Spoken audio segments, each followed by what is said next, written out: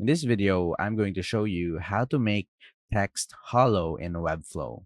So if you don't have a subscription like me, and you can't make your text hollow, because in order for you to make your text hollow, you need to add in a custom code. So what we will be doing is we will be searching for a code or a font in Google Fonts that is hollow.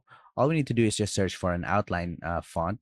So let's say we'll use this Longina outline right here and go back to Webflow. Now all we need to do next is click on the Webflow icon on top left and click on site settings.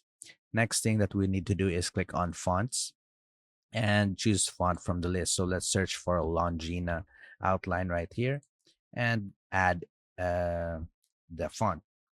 And once we've added in the font, let's go back to our site, click on open in Webflow, and let's change the font to Longina outline. So let's just highlight our text and scroll down under font and search for Longina, and which is right here. And as you can see, our text is hollow. Let's just make it bigger so that we can see it. And that's about it. That's how to make text hollow in Webflow. If you have any questions, please let me know down in the comments and I'll do my best to help you out.